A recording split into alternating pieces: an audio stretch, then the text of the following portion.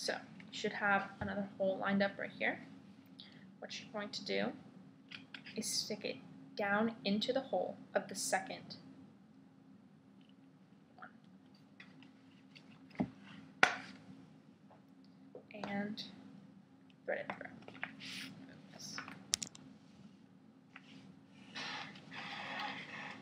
So now you have a junction between the two. Open up the second one, stick it through the next hole.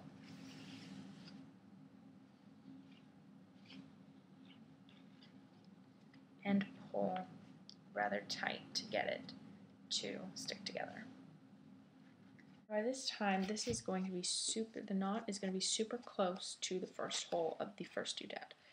What you're going to do is just try to wiggle it up as much as possible without completely destroying or pulling through too much, while still keeping everything pretty tight. You're going to go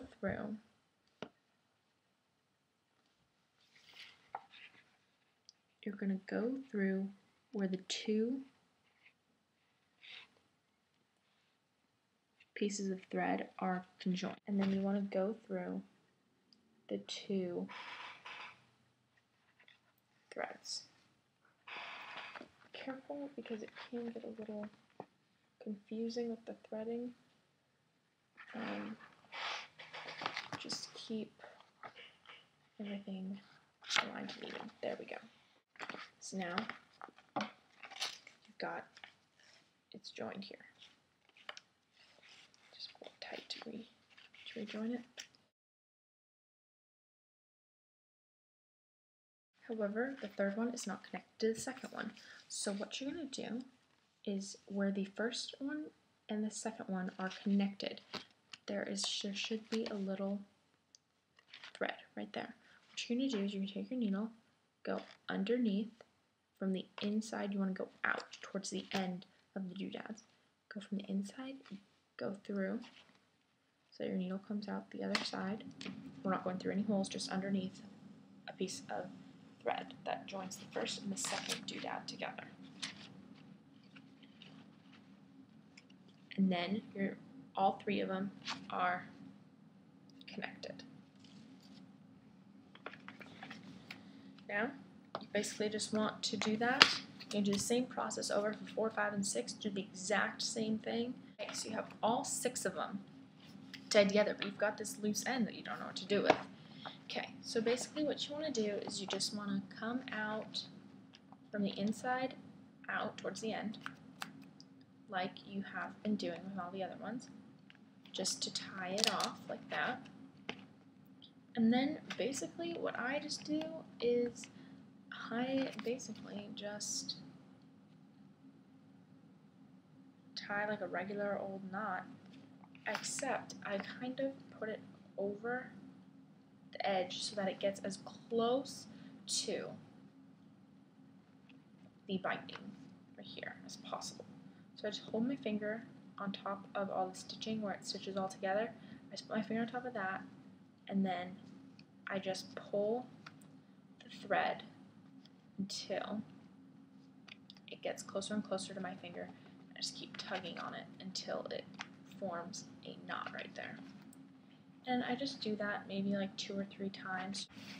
You're going to take an 8.5 by 11 sheet of paper, just a normal one, and you're going to take your ruler. What you're going to do with your text block, with your sewn block, you are going to measure how wide this is. So you're going to measure this. Mine's about 1 centimeter across. You're going to measure 1 centimeter across the bottom of your paper, make a mark at the bottom, make a mark at the top, and then draw a line to connect the 2 dots. And then you're going to cut that out. And while you're at it, you can also, from that 1 centimeter mark, make another mark over 1 centimeter, because you're going to need 2 of these 1 centimeter thick strips. You're going to put glue from here to the end to the first group of threads right here. So just this section right here. Now after you put glue there, you're going to take a piece of paper, your little strip, and stick it down.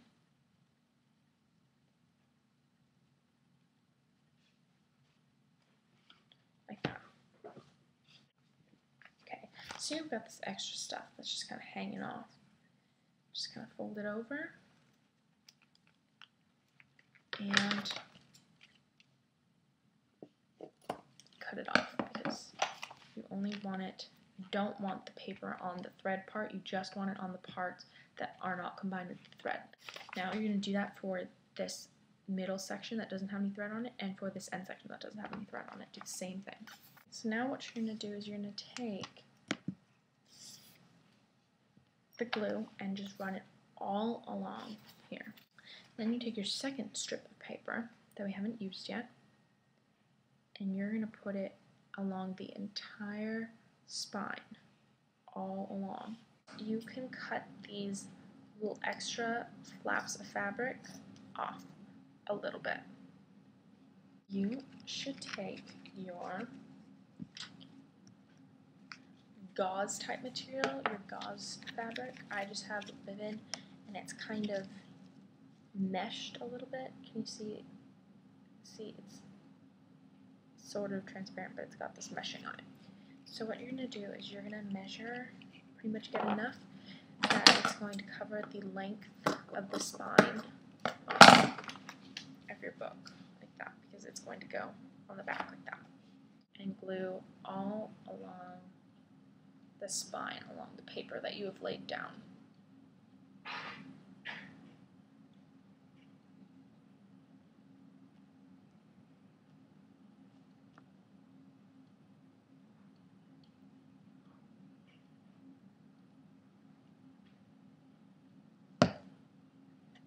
And you're just going to take your mesh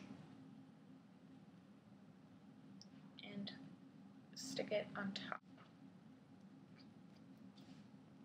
Just get it to kind of stay. You can cut off some of the excess while you're at it. And that's about it. What you want to do with this, you don't want to open it really yet because it's not going to be dried.